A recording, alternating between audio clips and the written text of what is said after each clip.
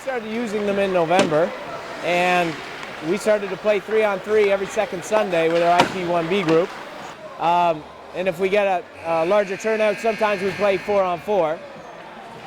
It allows us to give the kids some game experience, and it also allows them to give a ratio of 3 practices to every time they will play a scrimmage in a game. Kids really look forward to it, and allows us to get twice as many kids on the ice playing as we would without the boards.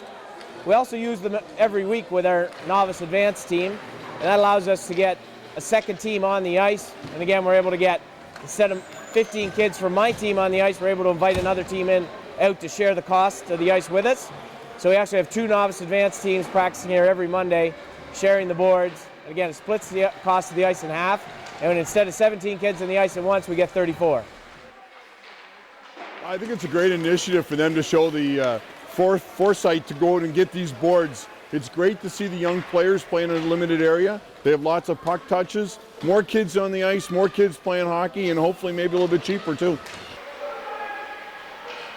The boards pay for themselves because you're able to get twice as many kids on the ice at once as you normally would. Especially at the younger ages, I have found from my coaching experience, they don't need a full ice in order to do most of the drills and train most of the skills, because a lot of it's station work and small area games. The boards cut the ice in half, and you still have lots of room to do that. From what I understand, the boards aren't that expensive anyway. Once the investment's there, you can get so many more games going on and so many more practices going on for your association. I would highly recommend them.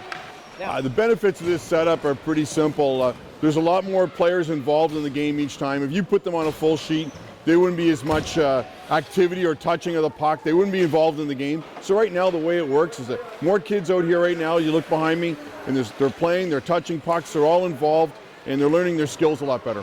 I think it's easier, it's less chance for, there's better chance for success with the players. Hopefully it's a bit lower cost because you have more kids out in the ice.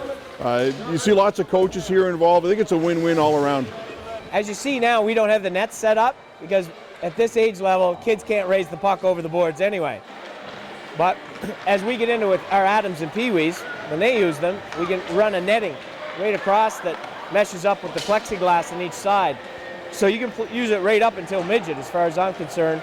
Play 3-on-3 and play small area games. Hockey Nova Scotia would love to see more of these boards.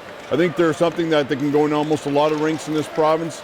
I think it's something that will just grow the game in some areas where maybe you got lower numbers and you got some kids really involved in playing and there's less discrepancy of skill. I think it's a win-win situation. It's not that much of a cost. Here out in Tassa Minor, they went out and found some fundraising. They got money through Sport Nova Scotia, as well as they looked for advertisement on the boards. I think there's a way to defray your costs. I think it's also a thing to say it's a capital investment. It's going to last a while, and it's for the future of the growth of your game. Actually, the boards have a little bit of give. So they're if you slide into them, it's not going to hurt nearly as much as the boards around the outside of the arena because there's no give to those. These have quite a bit of give, and they stay together. No safety concerns at all. Really fast to set up. Takes us 3 minutes to set them up and 3 minutes to take them down.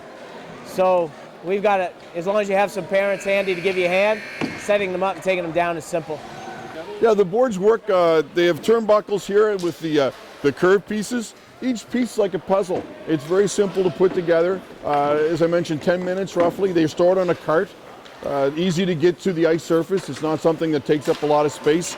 But more than anything, I think these boards are once you get used to doing it, it's get 4 or 5 people on the ice. It's a quick move. If you say to parents, we can either have the cost of our ice or have twice as much ice as the association originally gave us, that's a big win for the kids. And parents are happy to help set it up as long as there's the benefits for the team and the players, and clearly the benefits are there.